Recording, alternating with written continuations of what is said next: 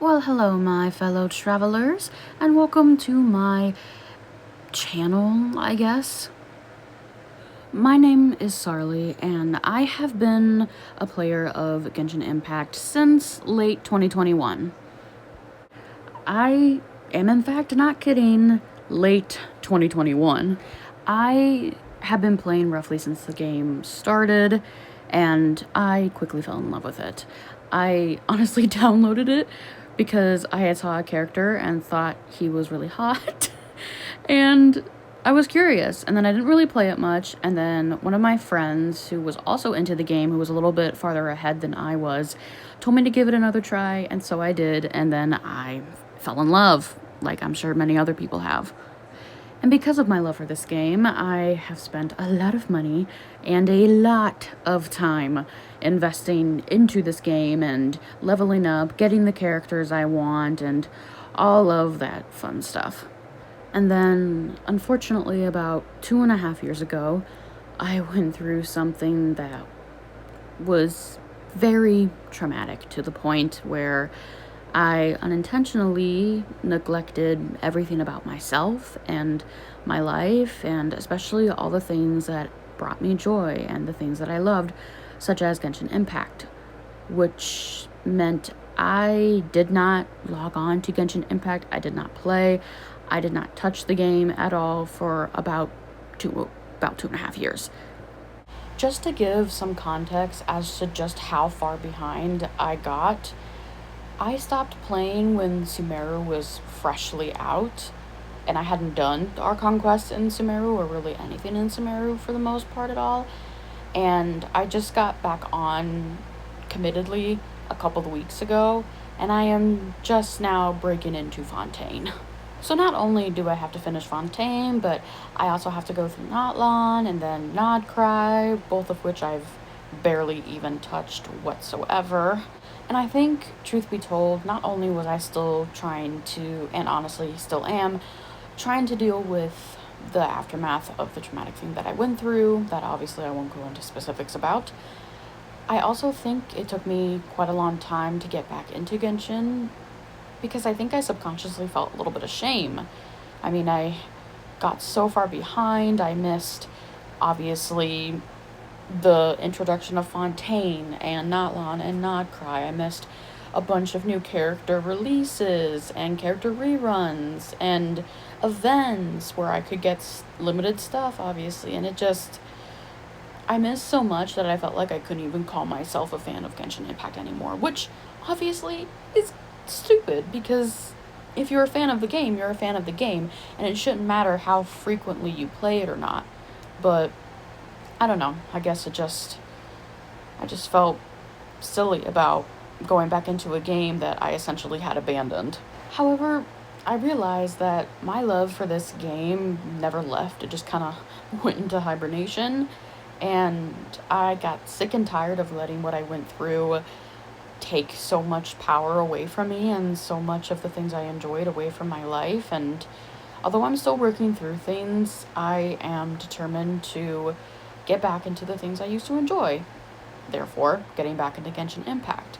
And so I had an idea of how to not only help my account, because like I said, I didn't touch this for 2.5 years.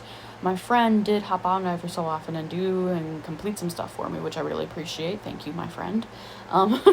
But I obviously don't have a whole lot of characters because I missed out on 2.5 years worth of banners and releases. So I only have about 55 out of, I think, like the 80 something, 90 something current available playable characters that we have. So I came up with this idea that at the start of 2026, which is obviously now, I would do what I call the 2026 Genshin Impact Character Build Challenge. So how this challenge is going to work is that I put all of the characters that I have onto that little wheel, and at the start of each month, I am going to spin it, and whatever character pops up is the character that I'm going to spend that entire month building. I'm doing this because I do think it's important to have a variety of different characters built, especially with current updates being that certain areas you need certain characters to complete and to even access. But also because I think it'll help me continue to fall back in love with Genshin, and I have very little characters built. Out of like the 55 characters I have a total of 6 built, and even then, only about 3 of them are like nicely built, if that makes sense. So I think this will be important for my own Genshin account. And also, it gives me a deeper appreciation for all the characters. In order to complete this challenge, I came up with some general rules and guidelines to follow. So, for the general rules and guidelines, obviously, whatever character is chosen by the wheel, I have to build, even if I don't want to. Now, during the entire month, my primary focus will be on building that character that the wheel has chosen, but any characters I have that happen to be like 75% plus done, I'm allowed to work on a little bit too. They just will not be my primary focus. Now, some characters are going to be harder to build than others because, as I previously stated, with some of the newer characters, I don't really have some of those areas or resources unlocked yet. Thankfully, when I told my friend about doing this challenge, she actually decided she was going to do it with me. So, any characters that the wheel picks that I don't have the resources unlocked for, I can go to her world for. Now, because I'm giving myself the entire month to build the character, there is a chance I might finish that character early before the month ends. However, I'm still going to wait until the following month before I go ahead and start building the next character.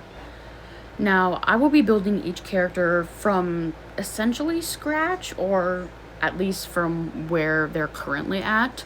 So the only weapons and artifacts I'm allowing myself to take from another character is if that character is like less than 75% built, and if that weapon and or artifacts actually works better for the current character that I'm building, if that makes sense. Now, when I'm doing artifact domains, if I happen to get an artifact that might not work for the current character I'm building, but overall is a pretty good artifact that I could use for someone else, I'm allowing myself to keep it. But any other artifacts will be put into the awful, unlucky artifact box. And then any new characters that I happen to obtain through wishing on new banners and things like that, because I will still be doing that, will be added to the list for the following month. Now, for any 5-star characters that the wheel picks, if I can get their signature weapon, say for example, if by chance their banner is currently being run, then I have to go for their weapon. But if their banner is not currently active, I can go for a different weapon. Now, if that same 5-star character's banner that I already built comes along later on in the year, I don't have to go for their weapon unless I want to. However, if I'm going to, that also means that I cannot be going for the other weapon that is on the banner. Now, in terms of the guidelines, by the end of the month, the character that the wheel picked that I was building has to be max level, which for me is level 90. The character has to have their own set weapon and own set artifacts, meaning that they're not going to share with anyone else. The artifacts have to actually have good stats that they like, and they have to glow, which I'm so happy that's a feature now, because God, I wish that was there when I first started playing this game. I am going to do actual research and make a build guide for them. I'm going to use Genshin's recommendations as well, but I'm going to do some of my own research to decide what build that I personally want to do for them. I'm not including constellations as a requirement, and I don't have to crown the characters of talons unless I want to. I don't have to R5 their weapon unless I really want to. And then if I don't crown their talons have to be at least level 7. So that's pretty much it. I'm not going to necessarily do daily updates, however, I'll most likely try to do weekly updates and definitely monthly updates, and I do plan on doing a comparison of each character before I took the month to build them and after. I will also add that even though this will be a Genshin Impact-based challenge, I also recently started playing Honkai Star Rail and really recently started playing Wuthering Waves, so there's a good chance I'll upload a little bit of content from those as well. So if you're curious, want to follow along, then absolutely subscribe to my YouTube channel and follow me on TikTok, where I'll be posting shorter, more frequent updates. With all that being said, the character for January has already been chosen by the almighty wheel, and I will be doing a follow-up video showing where that character is currently starting from, as well as sharing my general build plan for them. So if you're curious, please feel free to follow along on this journey, and I'm very excited. So thank you so much for watching. Bye-bye!